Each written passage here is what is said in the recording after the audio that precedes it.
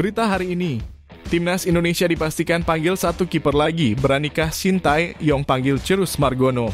Skuad Filipina makin kompetitif demi kalahkan Indonesia rebut posisi runner-up grup F. Yuk kita mulai. Kualifikasi Piala Dunia 2026 Zona Asia. Timnas Indonesia mendapatkan pengamanan 2 lapis menjelang uji coba lawan Tanzania di Stadion Madia, Jakarta, Minggu 2 Juni mendatang. Mengingat krusialnya 2 pertandingan itu karena akan menentukan lolos tidaknya skuad Garuda babak ketiga kualifikasi Piala Dunia 2026, PSSI memberikan keamanan ganda guna menjamin kenyamanan pemain timnas. Anggota Komite Eksekutif PSSI Arya Sinulinga mengatakan pihaknya membuat 2 lapisan keamanan dengan bekerja sama bersama pihak hotel tempat pemain menginap dan kepolisian. Hal tersebut dilakukan agar tidak terulang kembali para pemain berjatuhan terserang virus yang disinyalir membludaknya fans di tempat pemain menginap.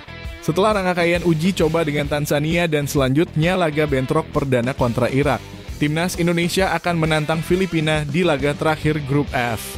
Kualifikasi Piala Dunia 2026 Zona Asia putaran kedua.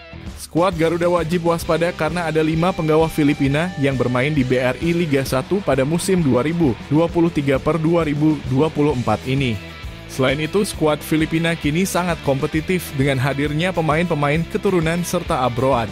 5 nama yang dimaksud yakni kiper Anthony Pintus PSS Sleman, bek sentral Christian Rontini Persita Tangerang, bek sayap Simon Lingbo Persik Kediri, winger OJ Portira Dewa United, serta penjaga gawang Kevin Rai Mendoza Persib Bandung.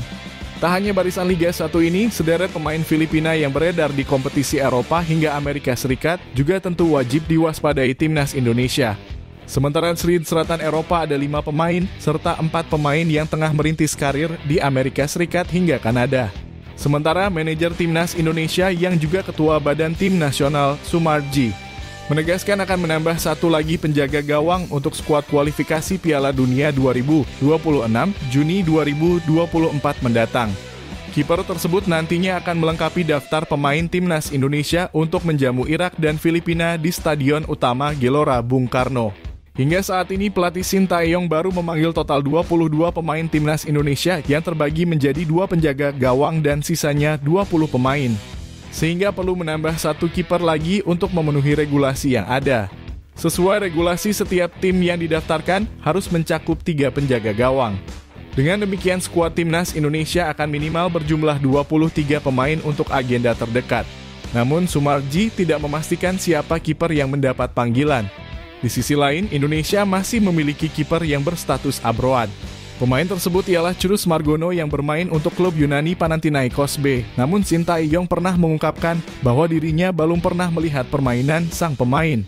Diketahui Cirus Margono mengubah kewarganegaraannya secara mandiri dan bukan atas rekomendasi pelatih Shin, sehingga sampai sekarang belum pernah dipanggil untuk memperkuat Timnas Indonesia asuhan Shin Tae-yong. Di sisi lain, Timnas Indonesia terancam tak akan bisa diperkuat oleh Calvin Verdonk di laga kualifikasi Piala Dunia 2026 kontra Irak. Sebelumnya, proses naturalisasi Calvin Verdonk dilaporkan mendapat kabar positif. Ada dukungan yang disampaikan oleh Menpora Dito Aryo Tejo. Menpora mengatakan dirinya akan berusaha membantu mempercepat proses naturalisasi Calvin dan Jens. Ia akan berusaha melobi pihak DPR agar segera memproses perpindahan status kedua pemain itu. Namun kini muncul kabar kurang sedap terkait proses naturalisasi Calvin Verdonk maupun Jens Raven.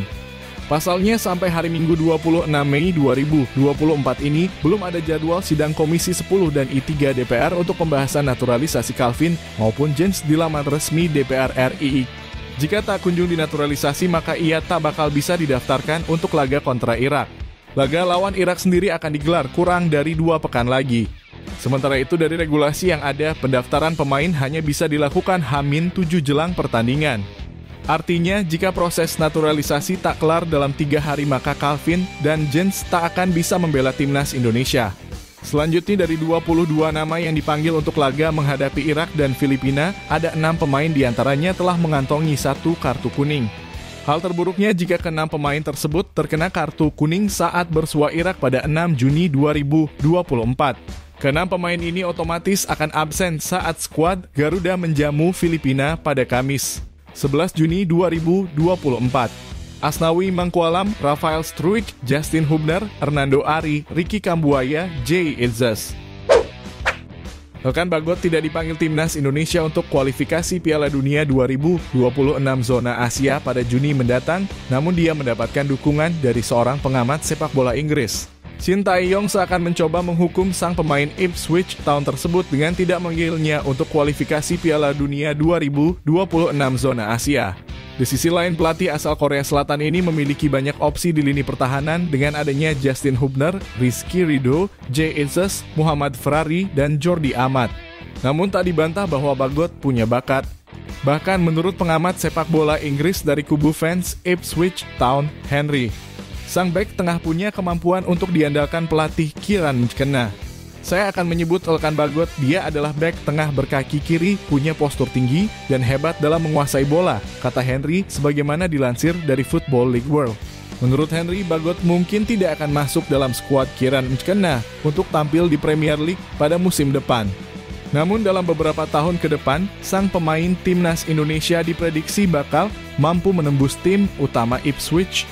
Sementara dua pemain muda timnas Indonesia telah menyelesaikan musim di kompetisi kasta kedua Liga Belanda atau Eerste Divisie 2023 per 2024. Mereka adalah Ivar Jenner dan Rafael Struijk. Pada musim ini, Ivar Jenner mencatat 11 pertandingan dan 1 assist bersama Jong Utrecht. Sementara Rafael Struijk mengepak 3 penampilan di tim utama ADO Den Haag serta 8 laga di tim U21. Sayangnya, dua pemain andalan timnas Indonesia itu menuai nasib berbeda di Eerste Divisie musim ini.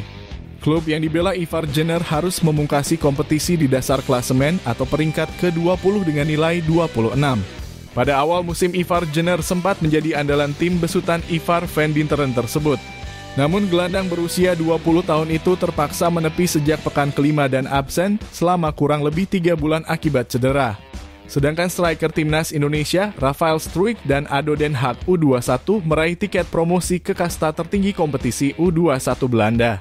Struijk menjadi starter saat ADO Den Haag melawan SC Heerenveen U21 Sabtu 19 Mei 2024. Kemenangan ADO Den Haag berkat gol tunggal Enoch George dan memastikan mereka naik kasta setelah terdegradasi 6 bulan lalu.